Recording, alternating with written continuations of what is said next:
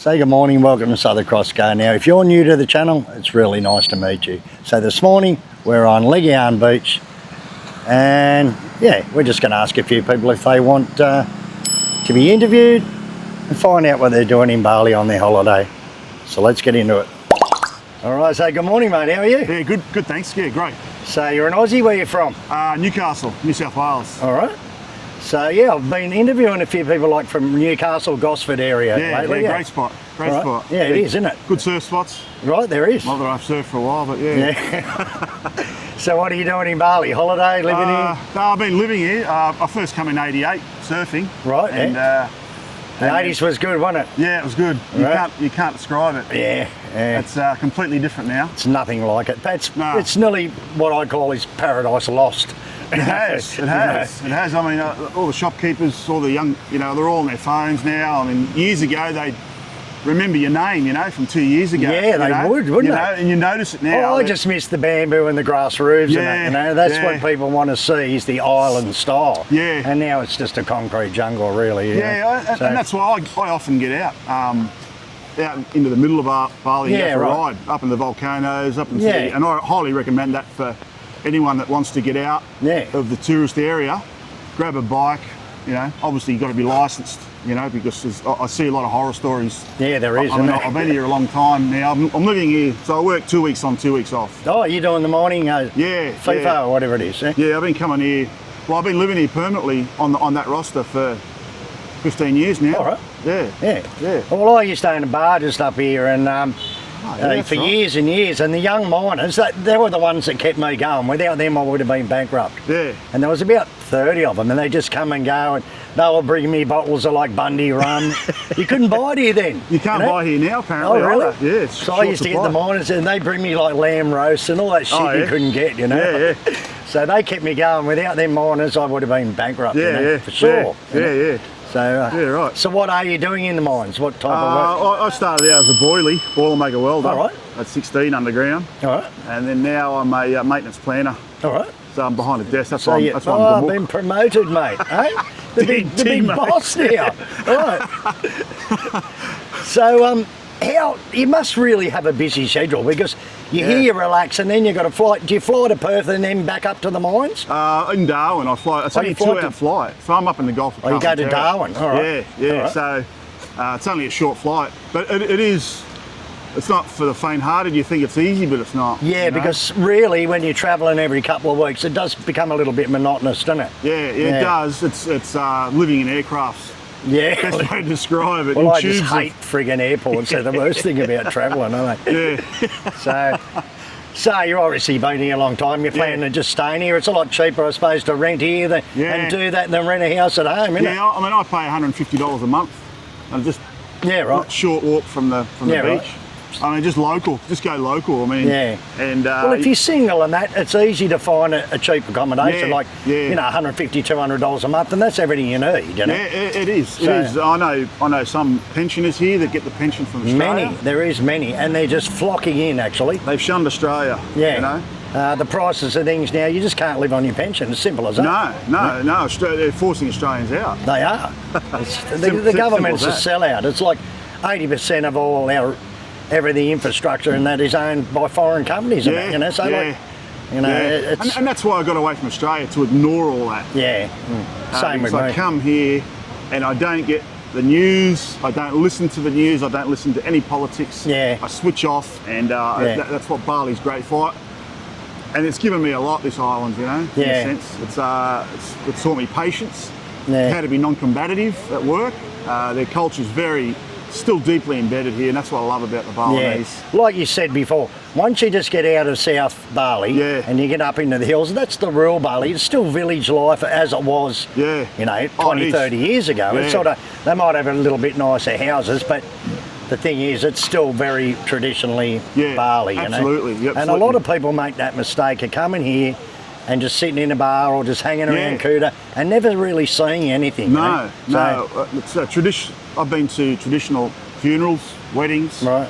I mean, it's an experience, isn't it? It is. It's fantastic. And I urge all Australians to get out there beyond the diameter or the circle of Kuta or Legian. Yeah. Really. Because I've just said, I was sort of like that myself for many years. I used to come here on holidays. Yeah. I didn't really, I might have just gone to Kidnamani or here and there, but I never really had a good look until I actually moved here and then had time to actually do it. You know? So it's a good advice, mate. All right.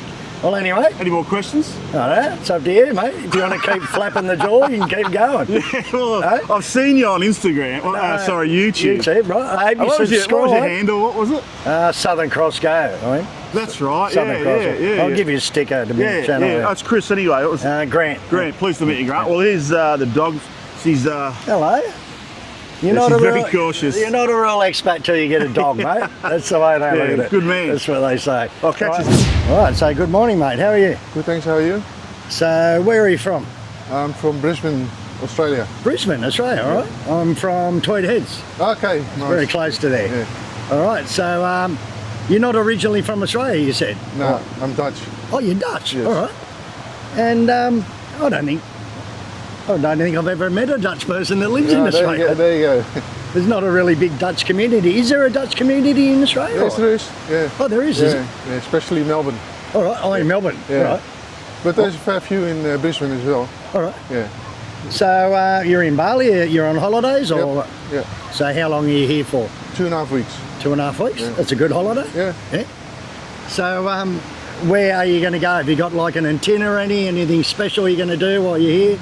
I want to do rafting this time. We've been rafting. about 10 times, so yeah, it's not the first time we come here. But, right. Yeah. But you haven't done the river rafting before? I've done it before. I was in Thailand. So, in Thailand. It's really good fun, actually. Yeah, it's good fun. It is good. And here there's a really long river. It probably goes for about an hour. The river rafting. So it definitely is worth it. Yeah. Especially if there's a bit of rain, the water's really rushing. You know. So right. So is that about all you think you're going to do? Just relax? Relax, a couple of little things. Got snooze or something, and not too much. Yeah, right. Yeah. So you're staying on this side of the island in Kuta, Legian? Yeah, Legian. All right. Yeah. And you're going to Sanur, are you, to stay, or? No, just for a visit. All right, just for a visit. Yeah, right. Yeah. So you said you've been here like 10 times.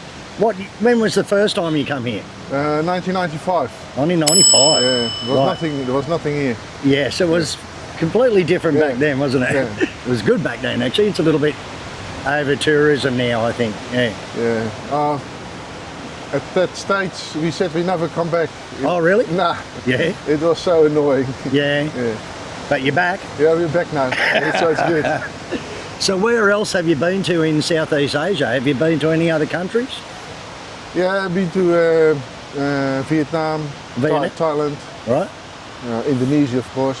Right. So how would you compare Thailand, Vietnam, Indonesia? Which one do you think's the best for a tourist on holiday? I think they're all pretty good. They're all basically they're all pretty good. Yeah. Vietnam is probably the least, what do you say, developed for tourism, but it's coming up. Right. Yeah. Yes, well, Thailand's definitely getting very sort of Western in the cities and that. You know, they're becoming very modern, Bangkok and that. Yeah. So, well, anyway, right, mate. Thank you very much. Well, thanks for your time. Okay, mate. So tell us a bit about yourself. Where are you from? Sydney, Australia. Sydney, Australia. Well, Blue Mountains, actually. Yeah. Blue Mountains, way out there, right? Yeah, about 100 k's out. All right. Up the hills. What's beautiful. that? Is that Toowoomba or something, isn't it? No, that's like around the Springwood Katoomba area. So we go 100 k's west. Yeah. All right, all right. That's right, mate. Yeah. So all the way here to yesterday, and looking forward to some warm weather. So. All right. Yeah. So what's the weather like in Australia at the moment? It's getting cold, eh? Yeah, it's getting single figures at home. Sydney's not too bad itself, but the mountains gets really cold. Yeah, so it's good to get away this time of year. Yeah. All right. Yeah. So how long are you in Bali for this time? 1 week. 1 week. Just 1 week? Yeah, it's Tuesday to Tuesday. This time of year with my work, I can take a bit of time off. So. And what do you do for a crust? Lawn mowing. Yeah, property maintenance, shit like that. Yeah, right. Yeah. Well, there's probably that much good money in that sort of thing these days. Can be. Very seasonal and competitive. So. What's it cost now, like for an average quarter-acre block to get your lawnmower? $50, would it? 80, 100. Oh, really? Of thing. Yeah. It depends if it's, if you have GST nowadays, because we're getting screwed over by the government. So. Well, I remember when I was a kid back in the late 60s and that, I used to push Dad's lawnmower around town and ask people to mow their lawns and that. And I used to get 20 cents, Yeah. maybe 50 cents if I was lucky to mow it all. Yeah, I know. And it was enough because I could go for 20 cents. I could go to the movies on the weekend. Yeah. So and I did that right through. Probably till I think I was even in high school. I was still mowing people's lawns, and then up by that time I was getting like $1, and I was more or less rich. I thought I was. Bit different now, Grant. Yeah. But, look, what we do, pretty much have to put 40% of everything you do now. You know? Right. So that $100 lawn is 140, 145. You know, it's just becoming pretty expensive, to be honest with you. Yeah, right. But we have to keep, business running. So, Yeah, well, that's it. There's overheads in there, in the business. So, absolutely. Yeah. So, so what are you doing while you're here? You're only here for a week. You got anything special you're going to be doing? Not a whole lot. I want to try a bit more of the local food. Right. Last time, I sort of missed out on it just because I wasn't too well. All right. I made a mistake, and you know what it's like. Right. A week in bed. So, this time around I want to do a bit better. All right. Well, maybe one day I can take you out to a warung and show you a bit of local food. That'd be awesome, mate. Love that. That'd be great. All right. Fantastic. So, where are you staying, mainly in Kuta, Legian? Yeah, just mostly Legian. Yeah, it's sort of in the guts towards Garlic Lane. All right. Normally I stay a bit further north of that. All right. But I do like where it is because I don't really want to ride the bike. This week I want to have everything in walking distance. Yeah, right. Just a little bit less risk and things like that. So you rented a bike already, or? Normally I would, but I haven't just yet. No. Yeah, we sort of here and we are around Garlic Lane. You don't need to. You can always walk around. Yeah, it's nice and close. It's pretty central. Yeah, and GoJack's pretty good too. GoJack's all right. They're $1.50 you get around. Well, yeah, it's surprisingly cheap actually. Like sometimes it's like 6,000, 8,000, like 60, 80 cents to go somewhere. Yeah, it is. So so you're going to stay here the whole time, like? So no, in about 2 or 3 nights, I go over there, catch up with a mate. Do a bit of fishing, things like that. So, you're going to go fishing? Yeah. Right. He's got a little boat, little outrigger kind of thing. Right. So So you're going to rent a like a charter boat or something, go out fishing? Or? No, it'll be his one. He bought one. So we'll go out and get some lines. So hopefully get some fish. Yeah. Well, it's pretty fished out. I had a boat for years and years. I just sold it a few months ago and was out at Sanur for years and years. And I found you've either got to go right around like up to North Bali or over to the islands. I used to go over to Nusa and Penang and that and go fishing over there. But you'll get little reef fish and stuff like that. Happy to get anything, to be honest with you. I'm not a great fisherman at the best of times. So I suppose out west there in the Blue Mountains there's not many fish, is there? Pretty far from water, mate. Freshwater fish. I suppose you'd have freshwater fish. Yeah, we get down in the Penang River, carp and a little bit of redfin, things like that. But to be honest, mate, it's not really worth it for me. No, it's not worth catching carp. Salt water's the way to go. So how many times do you reckon you've been to Bali before? This is 10 or 11 since 2022. All right. Yeah. So absolutely love the place, mate. Right. Well, that's a short time. You've come many times. You come in a couple of times a year. 100%. Yeah. It's sort of feels like home away from home in a way. Well, it's good just to get away, especially if you've got a business and you work, and just to get away from it all. Just here when you get here, just slow down and at your own pace, and just forget all the stress of bloody Australia. Yeah, it is nice to have a good deep breath and take it easy for a bit. Yeah. So have you been anywhere else in Southeast Asia? South Korea count? I did South Korea. So. Yeah, South Korea last year. All right. Vietnam in 2019. Vietnam. Thailand 2019. Vietnam in this July. All right. So you haven't been yet? I haven't been yet, but I'm going to go. I might even be there. Yeah, right. I might even be there at the same time. I'll probably be up around Nha Trang and then mainly Da Nang. Da Nang, so we're going straight to Da Nang actually. We're going to Bangkok, straight to Da Nang. 4 or 5 nights there, then we go down to Ho Chi Minh and then a few days there, then home.